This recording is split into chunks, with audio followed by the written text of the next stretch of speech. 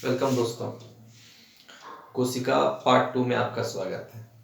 आपको कोशिका का एक हम पहले बता चुके हैं, एक पार्ट उसका दे भी दिए हैं, दूसरा पार्ट है ये कोशिका। इसमें एक्चुअली हम कोशिका के अंदर के जो टर्म्स हैं उसको हम लोग समझेंगे। ठीक है, जैसे एम हो गया, इसकी चर्चा हम किए थे, माइटोकॉन्ड्रिया। ठीक है, ऊर्जा घर, उसमें केवल ऊर्जा का निर्माण होता है, उसको हम लोग देखेंगे। तो पहले उसी को हम लोग, इस माइटोकॉन्ड्रिया फर्स्ट टॉपिक है, इसको हम लोग देखते हैं कि ये माइटोकॉन्ड्रिया, कोशिका के अंदर ये माइटोकॉन्ड्रिया का क्या वर्क है, क्या वो हमारे शरीर में काम करता है, उसको हम लोग देखेंगे कि उसका क्या वर्क है। उसके बाद अंदर के जो पार्ट्स हैं उसको हम लोग देखेंगे। लेकिन सबसे पहली बात है कि इसके अंदर जो ये सारे टर्म है इस घेरे के अंदर है, तो इस घेरा को क्या बोला जाता है, तो वो बोला जाता है कोशिका झिल्ली। तो ये जो घेरा है इसको हम लोग पढ़ेंगे। सिंपली आप समझिए दोस्तों कि जब आप दुकान जाते हैं तो सारा सामान खरीदते हैं, है ना। आप मान लेते हैं कि 100 ग्राम आप हल्दी खरीदे, 100 ग्राम मिर्ची खरीदे, 100 ग्राम धनिया खरीदे, तो वो सारा एक ही प्लास्टिक के अंदर आप डालते हैं, उसको बांध देते हैं। तो जो प्लास्टिक है उन सामानों के लिए क्या हो गया, कोशिका झिल्ली हो गई, झिल्ली का काम करेगा दोस्तों। यानी सामान को, जिस उसके अंदर छोटे छोटे सामानों को आप डाल दिए तो वो प्लास्टिक बाहर से उसका आवरण बन गया। तो वही बात यहाँ पे है। तो इस पूरे घेरे के अंदर छोटे छोटे ये सामान है दोस्तों, धनिया मिर्ची समझ लीजिए, उसको डाला गया है ना। तो वो अंदर वाले कोशिका के पार्ट हो गए, और जो बाहर का जो प्लास्टिक वाला हिस्सा आप है वही ये जो घेरा वाला हिस्सा है दोस्तों, उसी को हम लोग कोशिका झिल्ली कहते हैं। क्लियर हो रहा है। मतलब आप जब दुकान में सामान लेने जाते हैं तो जो सामान छोटे छोटे प्लास्टिक में डालते हैं आप सामान को, तो जो प्लास्टिक वहां पे जो काम कर रहा है तो उसको संभालने का, सारे सामान को अपने अंदर समाहित करने का काम कर रहा है। तो प्लास्टिक का जो काम है वही काम यहाँ पे इस घेरे का, इस कोशिका झिल्ली का है दोस्तों। देखिए, कोशिका झिल्ली जो होता है दोस्तों, इसको मेम्ब्रेन भी कहा जाता है और प्लाज्मा झिल्ली भी कहते हैं। ठीक है, ये पादप और जंतु कोशिका दोनों में, यानी कि पादप प्लांट, पेड़ पौधा की जो कोशिका होती है उसमें भी ये कोशिका झिल्ली मौजूद रहता है दोस्तों। और जंतु में, यानी कि जैसे हम लोग मनुष्य हो गए, तो हम लोग के अंदर भी ये वाला जो झिल्ली है कोशिका में पाया जाता है। यानी कि कोशिका झिल्ली पादप और जंतु दोनों में होता है। और ये जो कोशिका झिल्ली है दोस्तों, ये वाला जो घेरा है, जो घेरा है दोस्तों, ये घेरा आपका प्रोटीन से बना हुआ होता है। किससे? प्रोटीन से बना हुआ होता है। ठीक है, कोशिका का जो बाहरी आवरण, जिसको हम लोग प्लास्टिक के तौर पर समझ रहे हैं, तो वो जो झिल्ली है वो प्रोटीन का बना होता है। और ये कोशिका के सभी अंग इसके अंदर रहते हैं। उसी तरह से जिस तरह से प्लास्टिक में आप सारा सामान डाल देते हैं तो सारा सामान उसके अंदर रहता है ना, तो ये कोशिका झिल्ली के अंदर सारे कोशिका के अंग रहते हैं। तो पहला हो गया दोस्तों, इसी को हम लोग कोशिका झिल्ली कहते हैं। ठीक है, तो ये कोशिका झिल्ली। दूसरा है कोशिका भित्ति। कोशिका भित्ति दोस्तों केवल प्लांट में होता है, पादप में।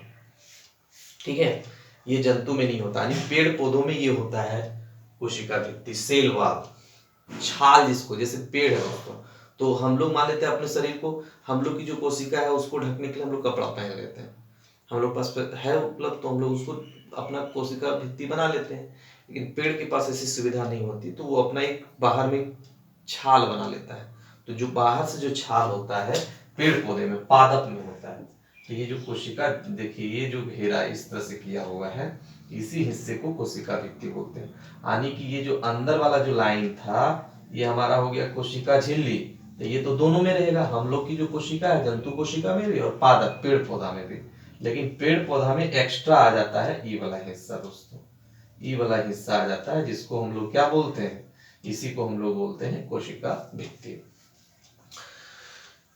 ये सेलुलोज से बना हुआ रहता है दोस्तों, ये सेलुलोज से, कोशिका भित्ति सेलुलोज से बना हुआ होता है। ये सुरक्षा, पेड़ को सुरक्षा प्रदान करता है और अंग को एक आकार देता है। तीसरा पॉइंट कोशिका भित्ति हो गया बाहर। अब आते हैं कोशिका के अंदर। सबसे पहले माइटोकॉन्ड्रिया। माइटोकॉन्ड्रिया को समझिए, माइटोकॉन्ड्रिया क्या है, इसको ऊर्जा घर दोस्तों बोला जाता है, इसको ऊर्जा घर बोला जाता है। ठीक है, इस माइटोकॉन्ड्रिया को ऊर्जा, तो ये ऊर्जा का संश्लेषण करता है। कैसे करता है? माइटोकॉन्ड्रिया जो है वो ऊर्जा का श्वसन करता है क्रेब्स विधि में। वहां पर जाकर के वो माइटोकॉन्ड्रिया के अंदर क्रेब्स चक्कर विधि लगाता है और उससे ऊर्जा का निर्माण करता है। वो ग्लूकोज बनाता है ना, 30 ATA ग्लूकोज बनाता है और ग्लूकोज ही अपना रूप कैसे बदलता है, ऊर्जा के रूप में बदलता है। इसी ऊर्जा को हम लोग काम में लाते हैं, जैसे अभी हम लोग को ऊर्जा जरूरत पड़ रहा है ना। तो कोशिका के अंदर जो माइटोकॉन्ड्रिया होता है वो क्रेब्स विधि से ग्लूकोज और ऊर्जा, ग्लूकोज का निर्माण करते हैं और ग्लूकोज से ऊर्जा का निर्माण होता है और वही ऊर्जा हम लोग अपने जीवन में यूज करते हैं।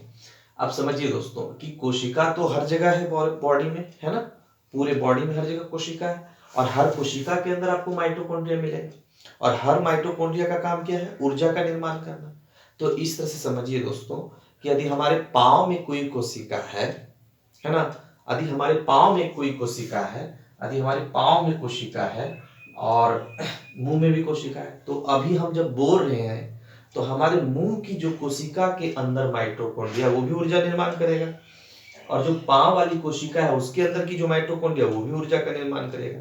लेकिन सोचिए कि ऊर्जा अभी हमको आवश्यकता है कहाँ पे, पाँव में ज्यादा जरूरत है कि अभी मुंह में जरूरत है, मुंह में। तो ऑब्वियस सी बात है कि जो पाँव की ऊर्जा है वो यहाँ तक कैसे आएगा, तो वहां से पाँव में जो माइटोकॉन्ड्रिया ऊर्जा का निर्माण कर रही है उसको मुंह तक लाने का जो काम करता है वही जी है, गोल्जी बॉडी, गोल्जी बॉडी, ठीक है, या गोल्जी का जो भी आप बोल रहे हैं। तो गोल्जी का काम क्या है कि जहां पे ऊर्जा बना वहां उसका काम नहीं है, तो जहां पे काम है वहां पे लाके उसको पहुंचाना यानी परिवहन का काम करता है गोल्जी बॉडी। क्लियर है पॉइंट? तो इसका भी बहुत अच्छा वर्क है, सामान ढोने का काम है। मान लेते आपके घर में सामान आप मंगाते हैं तो जो कपड़ा लाके देता है, हम मीशो से ऑर्डर किए तो मीशो वाले के पास बहुत सारा कपड़ा, लेकिन वो कपड़ा सब थोड़ी पहन लेगा, पहनना तो हमको जरूरत है। तो वहां से यहाँ तक कपड़ा कौन लाया, हॉकर लाया। तो वो जो हमारा है वो किसका काम कर रहा है, गोल्जी बॉडी का काम कर रहा है, ठीक है। तो इसी को देखिए गोल्जी बॉडी, इसकी खोज कैमिलो गोल्जी ने किया था। परिवहन का काम करता है, ऊर्जा का परिवहन करता है। जैसे पाँव में माइटोकॉन्ड्रिया, वहां ऊर्जा बनाया लेकिन वहां जरूरत नहीं, मुंह पर ला के देगा, गोल्जी बॉडी ला के देगा, परिवहन का वर्क करता है, ठीक है।